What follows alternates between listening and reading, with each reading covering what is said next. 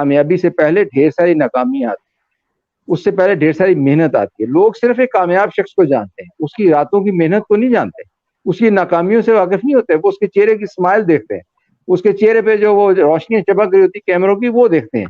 وہ نہیں دیکھتے کہ کتنے دن اندھیرے میں گزارے. تو یہ بھی یہ موقع مل جاتا ہے باپ کو اس کو بتانے کا.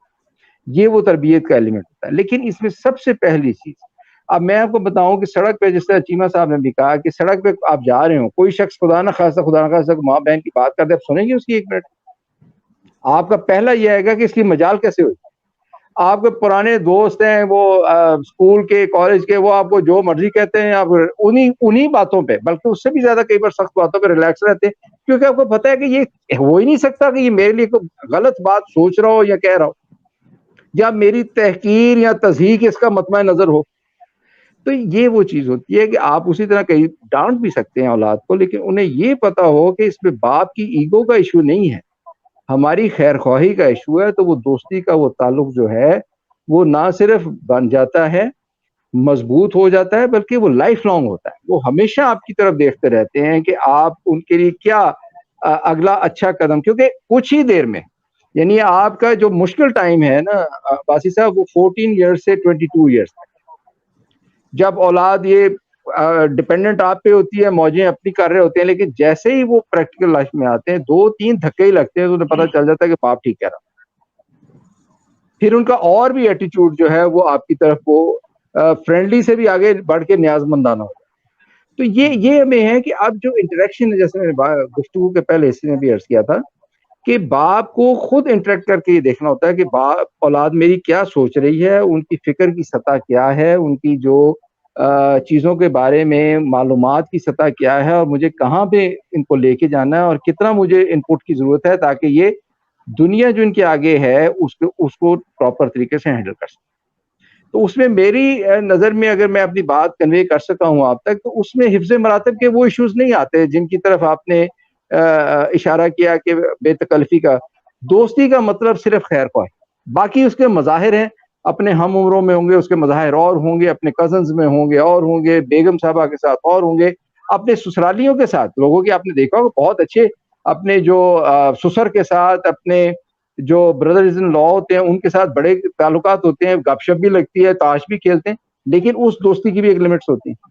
تو وہ حفظ مراتب جو ہے وہ ان مظاہر کو جو ہے ڈسپلن کرتا رہتا ہے، لیکن بنیادی جو جوہر ہے وہ ایک ہی ہوتا ہے کہ خیر خواہی کی یقین ہو جائے کہ یہ بندہ جو بات کر رہا ہے یہ میری بہتری کے لیے کر رہا ہے، اس کے علم میں پلس مائنس ہو سکتا ہے، اس کی نیت میں کوئی پلس. تو وہ جو چیز جب اولاد پہ آ جاتی ہے، چاہے وہ بیٹے ہوں یا بیٹیاں ہوں، وہ چیزوں کو بہت زیادہ آسان کر دیتے ہیں کیونکہ وہ میوچلی انکلوسیو کر دیتے ہیں، انٹریکشن بڑھا دیتے ہیں. سر جو آج کل ٹیکنالوجی کا دور ہے، اور آپ دیکھیں گے کہ آلموسٹ پیرنٹس اور بچوں کی جو مینٹل اپروچ ہے نا اس میں کافی ڈفرنس ہے.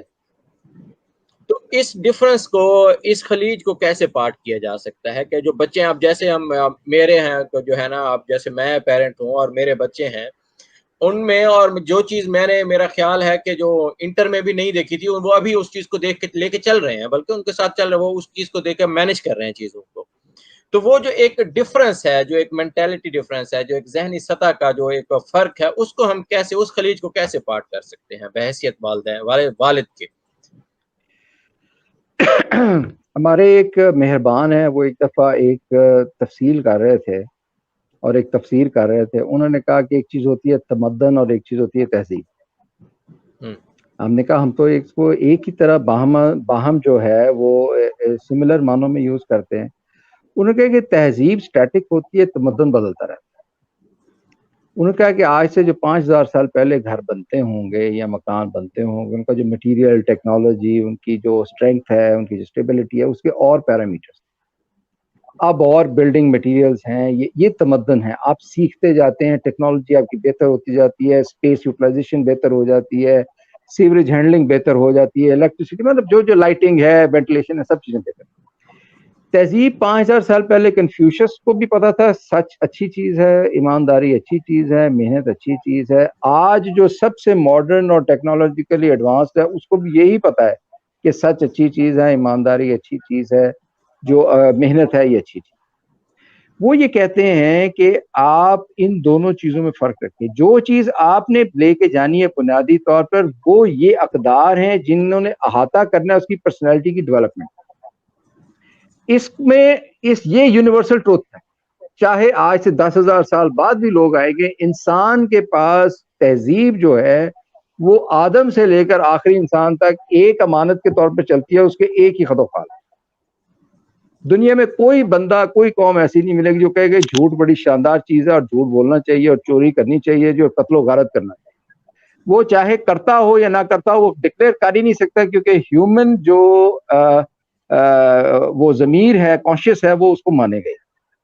اس لیے یہ بات تو یہ کہ اولاد جتنی مرضی ٹیکنالوجیکلی ایڈوانس رہے, جس ایتھیکل پیراڈائم میں انہوں نے ایگزسٹ کرنا ہے وہ ایک ہی, وہ وہی پیراڈائم ہے جو والدین کا ہے, اور وہ وہی پیراڈائم ہوگا جو ان کی اولاد کا ہوگا. ورنہ نسل انسانی اخلاقی طور پہ کب کی تاراج ہو چکی ہوتی اگر یہ بات صحیح نہ ہوتی, کیونکہ جو تمدن ہے وہ تو ترقی کرتا جا رہا ہے. لیکن تہذیب کی ایک جگہ پہ کھڑے ہونے کی وجہ سے کہ پہلا انسان بھی اتنا ہی تہذیب یافتہ تھا جتنا آخری ہوگا, کہ اسے پتہ ہے کہ صحیح کیا غلط کیا ہے, ویسے ہی وہ چلے گا. دوسری چیز میں یہ عرض کروں گا کہ ہمارے ہاں والدین بھی اب اتنے سیدھے نہیں رہے. سب کے پاس اینڈرائڈ فونز ہیں, ایپل ہے. اگر اولاد کے پاس ایپل ہے تو اینڈرائڈ ان کے پاس بھی ہے. سارا کچھ ہم بھی اس وقت جو کچھ کر رہے ہیں فون پہ کر رہے ہیں.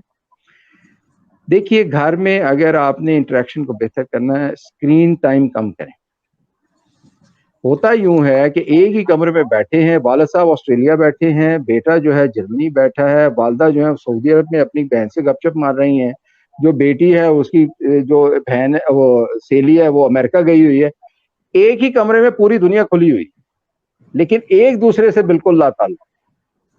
ہمیں جو اصل چیز کل کر رہی ہے وہ یہ کوالٹی فیملی ٹائم ہے جو اب ہم بتانے سے قاصر.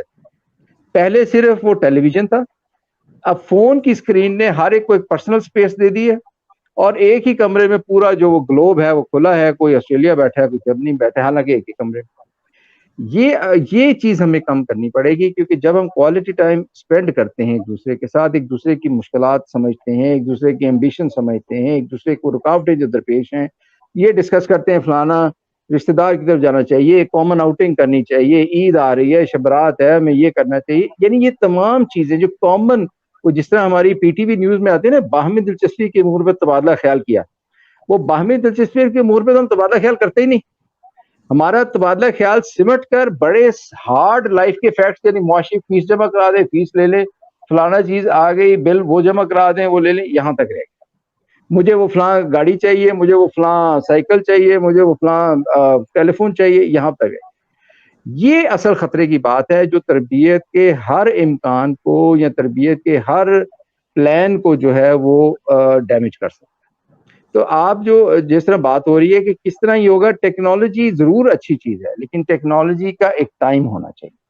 یعنی آپ یہ دیکھیے کہ دنیا میں سب سے اچھی چیز جو ہے اور وہ حقیقت مطلقہ یعنی اللہ تعالیٰ کی عبادت ہے. اللہ تعالیٰ نے اس کے بھی اوقات رکھے. بیچ میں وہ کہتا ہے آپ اپنے کام دوسرے نپٹائیں, کیونکہ دنیا میں آپ نے رہنا ہے, اس کے ساتھ متعلق رہنا بہت ضروری ہے. لا رہبانیہ فی اسلام, آپ کو پتہ ہے. اسی طرح یہ جو ٹیکنالوجی ہے اس پہ بھی یہی کہ اگر عبادت کا ٹائم ہو سکتا ہے تو اسکرین کا بھی ایک ٹائم, اور کچھ ٹائم جو ہے ٹیلی ویژن اور ٹیلی فونوں سے دور آپس میں فیملی کا ہونا چاہیے, جس میں وہ بیٹھے بھی رہیں تو 100 باتیں ہو جائیں. وہ ایک دوسرے کا حال ہی پتہ کر لیں گے, یہ پتہ کر لیں گے دفتر میں کیا ہوا, اسکول میں کیا ہوا, وہ فلانے دوست کا کیا حال ہے, وہ فلانے انکل نہیں آئے بڑے دن سے, مطلب کئی چیزیں. اور جب بات چلتی ہے تو بات سے بات نکلتی ہے. تو اس لیے میں یہ سمجھتا ہوں کہ یہ کام جو ہے یہ ہمیں بہت ضروری کرنا چاہیے. اگر ہم آگے چلنا چاہتے ہیں ایز اے فیملی یونٹ تو اسکرین ٹائم کو ہمیں ڈسپلن کرنا پڑے. اور سر آج کل جو ہے یعنی بچے, خاص طور پہ ہمارے بچے جو ٹین ایج میں چلے جاتے ہیں, وہ یہ سمجھتے ہیں, یعنی ان کا خیال ہوتا ہے کہ ہماری ایک اپنی پرائیویسی ہے, اور یہ ان کو یعنی یہ ادراک ان کا جو ہے مزید, کیونکہ ایک انفارمیشن کا دور ہے اور ان کو پتہ ہے کہ اور ان کے جو ہے نا وہ فنگر ٹپس پہ ہے یہ ساری انفارمیشن بھی, اور ان کو اپنے یعنی وہ سمجھتے ہیں کہ والدین کی جو انٹرفیئرنس ہے وہ ہماری جو ایک پرسنل آزادی ہے, جو ہماری شخصی آزادی ہے, اس کو وہ مینس تحت آج کر رہے ہیں, تحت وہ وہ ہم جو ہے نا کہ ہماری جو پرائیویسی ہے اس کو ڈسٹرب کر رہے ہیں. تو اس حوالے سے جو ہے نا بچوں کے ساتھ کیسے ایک تعلق قائم کیا جا سکتا ہے. اور ایک اس کے ساتھ ہی ایک اور بات کہ جنسی حوالے سے جو ہے یعنی جو جنس ہے اس کی اٹریکشن بہت زیادہ ہے, اور اس عمر میں خاص طور پر بہت ہی یعنی اٹریکشن محسوس ہوتی ہے, بڑا پرکشش سا لگتا ہے یہ جنسی حوالے سے جو بھی عمل ہوتا ہے. تو اس حوالے سے بھی میں آپ سے گزارش کروں گا کہ آپ دونوں حضرات سے کہ اس پہ جو ہے نا فردن اس پہ روشنی ڈالیں کہ آج کے دور میں ہمارے بچے بہت جلدی میچور ہو رہے ہیں, اور اس کے میچور ہونے سے پہلے بھی جو ان کو جو ہے وہ جو ایک جنسی معلومات ہے جو بہت بعد میں دوستوں کو ملتی تھی, بچوں کو ملتی تھی, اب وہ بہت پہلے ان کو جو ہے وہ انفارمیشن اور وہ سب کچھ ان کے ایکسیس میں آ رہا ہے. تو ایک تو یعنی کہ ایک تو یہ بات کہ بھی ان کو وہ جو ایک احساس ہے کہ ہماری پرائیویسی ڈسٹرب کر رہے ہیں ہمارے پیرنٹس, یعنی ایک عجیب سی سپریشن سی محسوس کرتے ہیں پیرنٹس اپنے بچوں کے ساتھ سے کہ وہ سمجھتے ہیں کہ ہماری پرائیویسی ڈسٹرب کر رہے ہیں, والدین ہمیں بار بار ٹوکتے ہیں, بار بار روکتے ہیں, اور یہ ہماری پرائیویسی کو ڈسٹرب کریں. تو اس حوالے سے کچھ فرمائیے کہ اس حوالے سے ان چیزوں کو کیسے مینیج کیا جائے. دیکھیے پرائیویسی یا آزادی جو ہے نا دنیا میں کسی بھی سطح پر ہو, شخصی ہو, اقوام کی ہو, گروہی ہو, آزادی کے ساتھ ذمہ داری بھی ہوتی ہے. کوئی بھی ایسی آزادی نہیں ہوتی کہ جس پر نہ کوئی گرفت ہو نہ جس کی کوئی لمٹس ہو. تو جب بھی آپ ٹھیک ہے ہر وقت ان کے پیچھے جاسوسی ان کی نہ کرتے پھریں, لیکن ان میں یہ پیدا کریں کہ آزادی کا مطلب ذمہ داری, آزادی کا مطلب کھل کھیل نہیں ہے. جو آزاد ہوتا ہے وہ اور بھی زیادہ ذمہ دار ہوتا ہے کیونکہ اپنا محافظ اب وہ خود ہے. اور دوسری چیز یہ ہوتی ہے کہ کچھ ان کو ظاہر ہے کہ ہمارے دین کے حوالے سے بھی جو ہے یہ بالکل جنس ایک جو ہے ایک نیچرل ایک جذبہ ہے اللہ تعالیٰ نے رکھا ہے نو انسانی کے لیے, اور بلکہ تمام اینیمل ورلڈ کے لیے یہ ہے, اور آگے نسل بڑھانے کا بھی ایک طریقہ ہے, ایک آزمائش بھی ہے. انسان کے لیے چونکہ بہت سے معاملات جو ہیں اس کی خواہش پر ہیں تو اس لیے وہ اس کی آزمائش بھی ہیں.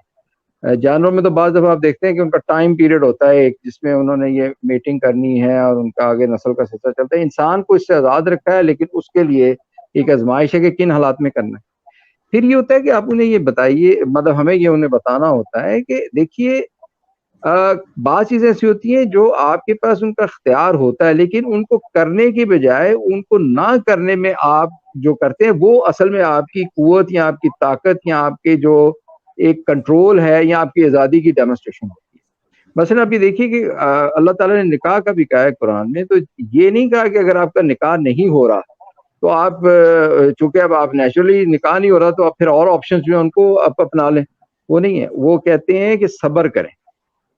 اور یہ بات سمجھانے کی ہے, یہ میں فورم ایسا ہے مجھے پتہ نہیں یہ کرنی چاہیے بات یہ نہیں کرنی چاہیے, لیکن معاملہ یہ ہے کہ اگر ہم مانیں یا نہ مانیں تو یہ سمجھ پھر بھی یہ بات اپنی جگہ حقیقت ہے کہ شادی سے جنسی خواہش ختم نہیں ہو جاتی, اس کو صرف ایک راستہ ملتا ہے. وہ خواہش بعض اوقات ویسے ہی رہتی ہے یا اور بھی سخت ہو جاتی ہے, لیکن اس میں بھی صبر ہی کرنا پڑتا ہے کیونکہ خاندان بنانے کے لیے, خاندان رکھنے کے لیے آپ صبر سے کام لیں گے تو وہ یونٹ چلے گا.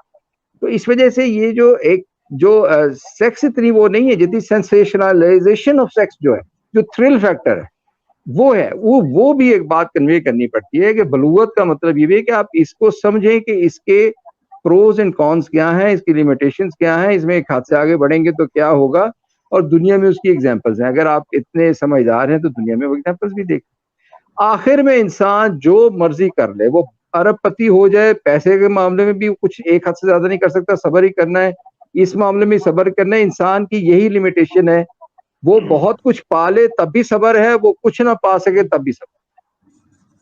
تو یہ تھوڑا سا ان کا جو ہے ان کو یہ فوڈ فار تھاٹ دینی ہے. دیکھیے داروغہ تو انسان کا پیغمبر بھی نہیں بن سکتے, یہ بھی ہمیں رکھنا ہے.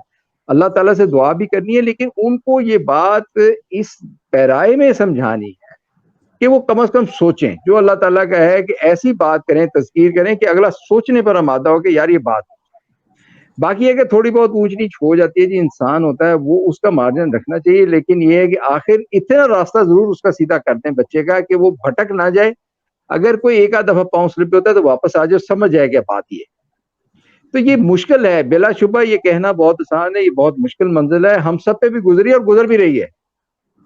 یہ کوئی ایسی چیز نہیں ہے جو وقت کے ساتھ ختم ہو جاتی ہے، لیکن یہ ہے کہ یہی بات سمجھنے کی ہے کہ لانگ ٹرم ویژن تو یہی ہوتا ہے کہ آپ وہ چیز دیکھ سکتے ہیں جو ابھی نظر نہیں آ رہی۔